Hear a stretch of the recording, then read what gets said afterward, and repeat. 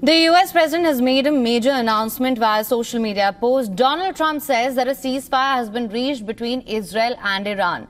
A short while back, Trump put out this lengthy post on Truth Social announcing the ceasefire, which will come into effect in less than 6 hours from now.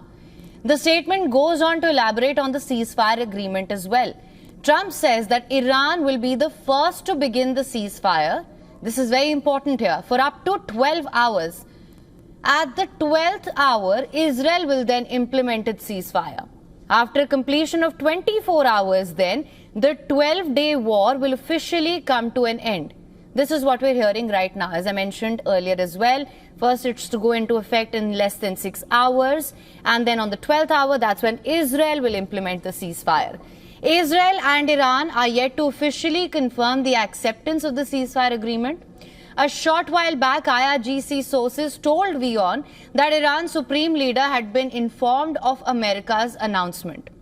Reports reveal that Qatar has played a key role in negotiating the ceasefire. Now, officials say that Trump told the Emir of Qatar that Israel had agreed to a ceasefire and had asked for Qatari help to then persuade Iran to also agree to this. The ceasefire announcement comes within hours of Iran's retaliatory strikes, where it targeted US military bases in Qatar and Iraq. A few hours ago, Iran had carried out Operation Bashar al-Fateh, targeting the Al Udeid US air base in Qatar, which is the biggest American base in the region. There have been no casualties in Iran's strikes. Shortly after Iran's retaliation to America's strikes on Iran nuclear sites, Trump had released a statement calling for peace between Israel and Iran. Within hours then, it was the US president himself who was the first one to announce that a deal has now been reached between the two warring nations. This is where things stand at the moment.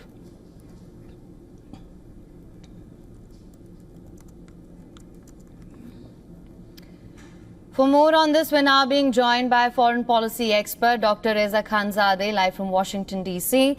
Thank you so much for joining us on WION World is One. We were talking about this about 4 days ago as well. We spoke about how there is a complete absence of trust, and we also discussed the possibility of a negotiated solution. That being said, with Trump's announcement now, and of course the IRGC source is also saying that they are still finalizing the details, what's your assessment of where things stand right now and this 6, 12 and 24-hour window that's been given? Yeah, well, thanks for having me. The assessment right now is still pretty fragile in my opinion, because if we do read the details of what Trump posted, as you also highlighted, was that Iran would be the first to cease in this ceasefire for the first 12 hours, which means that the country that started this war is also the country that will end this war. And that might be something that Iran might not agree to. They have been in a defensive mode ever since the beginning of Israel's attacks. And now for them to concede, essentially indirectly saying that they have lost to Israel. But at the same time, we have to consider a multitude of factors. First, Israel and Iran are both essentially depleted militarily, exhausted militarily, and they have both suffered serious damages to their countries. And with Netanyahu having domestic issues, of course, with the court system and possibly going to jail after he's finished being prime minister, there's a lot of things to consider from his end, and then Iran as well, because, domestically they are at the weakest they have been with their own citizens, and they don't want to, Iran's government does not want to stretch themselves thin to a point where they might see some type of domestic uprising, because the people in Iran are also demanding for this war to end, as are some of the people inside Israel. But with this type of ceasefire in place, I don't put too much weight behind what President Trump has to say. I put actually more weight behind what Prime Minister Netanyahu will do or won't do. Because since they have the last 12 hours to end this ceasefire, they could attack a lot stronger than they have been up to this point, which then brings the counter argument of, well, if Iran gets to attack first in those 12 hours, within that full 24 hours, Iran then might strike a lot harder and a lot more sites because they know this is their last strike. So there's also that to consider. And with any ceasefire that we have seen throughout the modern history, just because someone says there's a ceasefire, it doesn't mean that it's going to hold. We saw that in Gaza. We saw that in Sudan. It's a very sensitive type of ceasefire where if it's just verbally, or in this case, a tweet, it doesn't really hold much weight. It's more about practically what's going to happen in the next couple of days and weeks, and obviously months and years. Dr. Khanzadeh, you raised some very pertinent issues there, of course. Again, let's talk about the fact that we discussed this, that there's a complete absence of trust here. Now, my question exactly what you mentioned right now, why this caveat of the 6, 12 hour and 24-hour phased approach that we're seeing here? And to that, you've answered that by saying that the country that started this war will be ending this war, and there is some sort of an understanding here that this is supposed to be, apparently this is something that they want to do on their own terms. That being said, whether or not the ceasefire will hold, that is another thing that we need to be looking out for, because is this really the respite that this region so desperately needs? Yeah, you're absolutely right. So one, we have to keep in mind that when it comes to the relationship that President Trump has with Netanyahu, and you guys also reported this, at the outset of this program, the conversation first started with Trump convincing Netanyahu to agree to this ceasefire, and then he reached out to his counterparts in Qatar to then convince Iran. Now, with the fine, details of this ceasefire yet to be seen, I think we have to consider just how much influence Trump has on Netanyahu, because up until this point, there's been this understanding, or this maybe misunderstanding, that Netanyahu is the one whispering in Trump's ear and the one convincing him to attack Iran. But I think with the level of strength, I suppose, that Trump may have into convincing Netanyahu to agree to this ceasefire, because we have to consider also that when it comes to this conflict between Israel and Iran, it is to a certain degree a war of attrition, because Iran does have a finite number of missiles, and Israel has been very successful in their targeted attacks. Obviously, there has been civilian casualties, babies and women have also been murdered at the hands of Israel. But at the same time, in these 12 days, Israel's strikes on Iran's military sites, factories, nuclear sites, and the list goes on. Even, I think this morning, they hit, Iran's prison. So these types of attacks have shown that Israel is actually winning this war, but at the same time, they're also incurring a lot of damage to their own citizens. And the way Iran has been playing these tit-for-tat, missile strikes is not the same as what Israel has been doing. Iran essentially has been just throwing as many missiles as they can at Israel, hoping that some will make it through the Iron Dome. So Israel, and they have been more successful as the days have gone by, because Israel's Iron Dome has shown that it's not as perfect as maybe Israel has said it that it is. So now there's this level of exhaustion, I think, to where both sides really do want some type of ceasefire, but then how they envision that ceasefire playing out, I think is very different. I think it's different the way Netanyahu wanted this ceasefire to go, and same thing for Iran. But at the same time, there has to be some level of compromise, where I think Trump, that's where he and his team were able to find that compromise. But again, it's so early, because this news just broke, I think, an hour or maybe 2 hours ago. So we still have to wait and see. And of course, right now in Israel and in Iran, it is the middle of the night. So we have to wait and see what these two countries, Israel and Iran, what they're going to say in regards to what Trump just tweeted. Right, Dr. Khanzadeh, it is 4:06 a.m. in Iran right now. We earlier heard statements from Iranian officials saying Israel will get more time to strike if we agree to this, which is exactly what you pointed out as well. Ceasefire can go into effect as early as 4 a.m. Tehran time, which is, it's 4:06 as I mentioned now. We're of course waiting for an official statement to come out of Iran and as well as Israel. Now, in the past 12 days, and I'm just perhaps we've seen this pattern that has played out. First, we saw the negotiations were going on between Iran and the United States. Then Israel goes on to launch Operation Rising Lion. We then see retaliatory strikes. We keep seeing exchange of fire between Iran and Israel. Then came the 2-week window that was announced by Trump, where he also said, I may not do it. Who knows what I'm going to do? We discussed this last time, and then we see that United States goes on to launch Operation Midnight Hammer. Again, it all comes down to how the negotiations and how this window that they give, how that's played out and how these operations are launched and the timing, which is, I believe, very important at this point. So now that we have this phased approach to a ceasefire as well, what is to say how it's difficult to understand at this point if restraint will be maintained by all sides involved here and how these things play out going forward. So on that, what's your assessment from here? Where do things stand? And do you think Iran will come back to the negotiations table? Because honestly, right now, it does not seem like it has any incentive to do so. Right, yeah.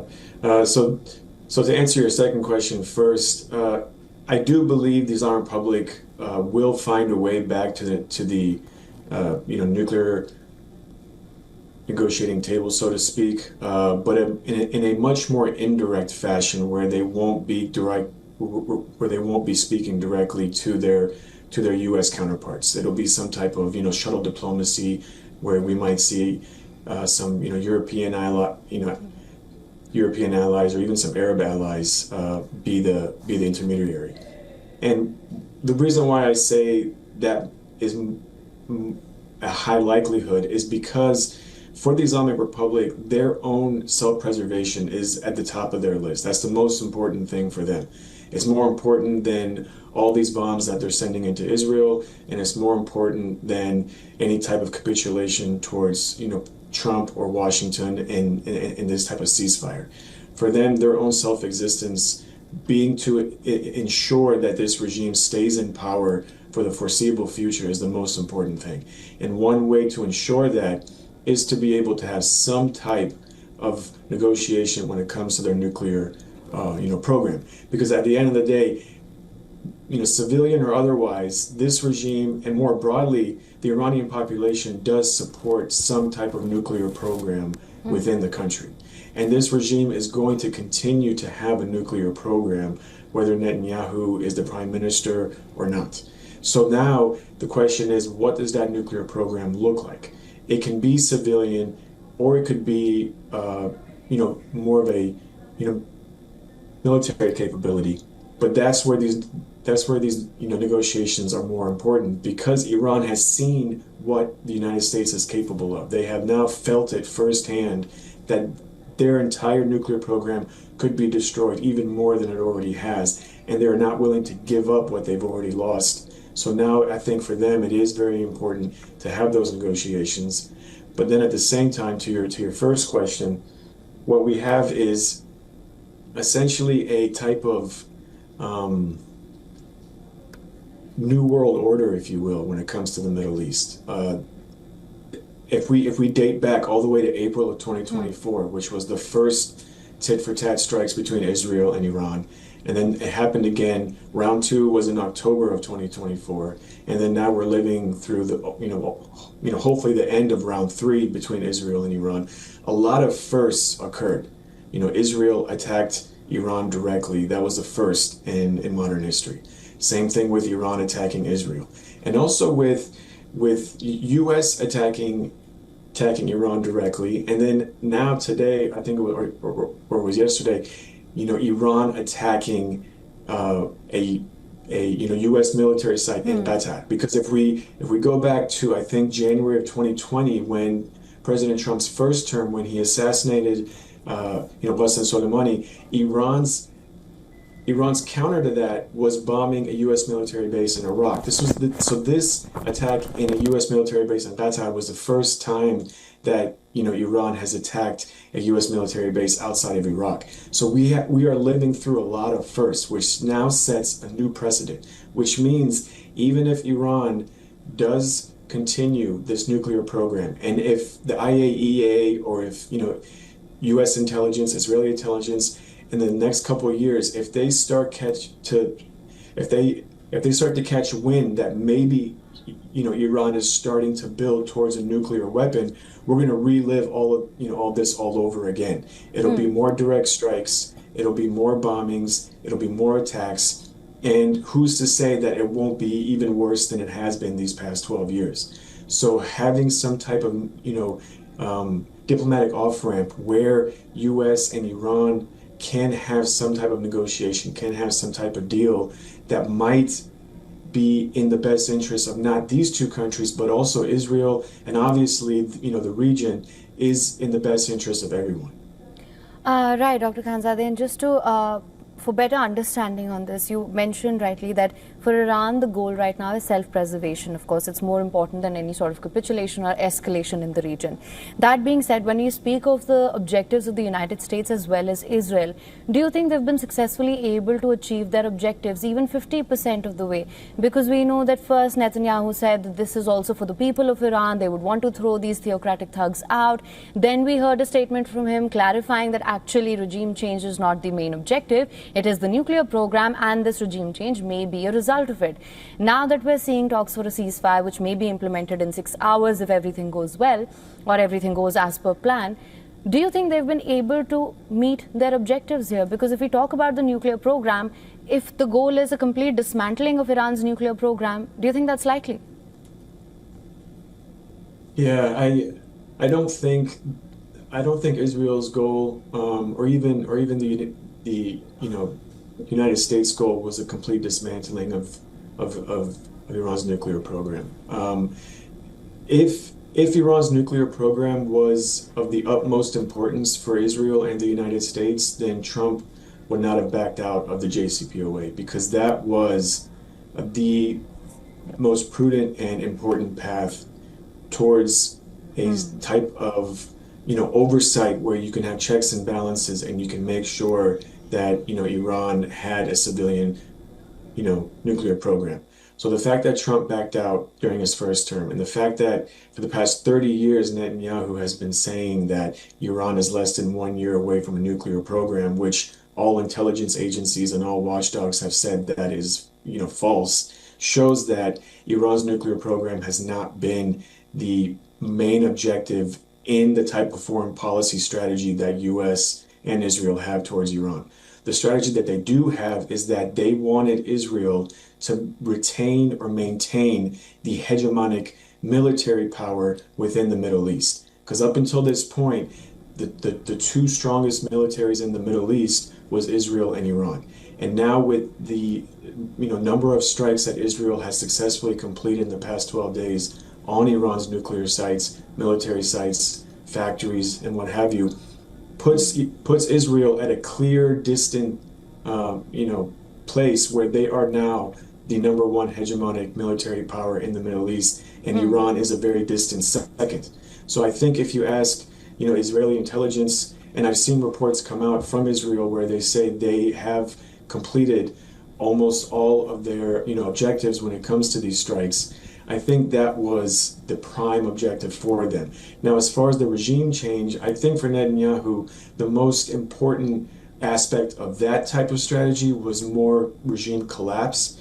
Because like I said before, the vast majority of the Iranian people inside Iran do support some type of nuclear program. So even if Netanyahu's objective was regime change, then there's no promise that the next regime that would come in would want to either completely dismantle the nuclear program or would want to have a civilian nuclear program. So for Netanyahu, ensuing some type of chaos where this regime collapsed, because right now there is no clear alternative to the current Islamic Republic. The closest alternative we have is something that may look like Egypt or Pakistan, where it's a military type of regime. And that's how strong the IRGC is inside Iran. So even for Netanyahu, some type of regime change would not be a really positive regime change where it could be a complete 180. It would just replace the mullahs with the military. So for him, it's more about, regime collapse and then having more chaos inside the country, which then keeps Israel as the #1 hegemonic military power in the Middle East.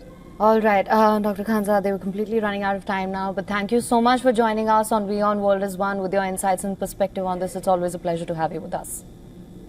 Thanks for having me.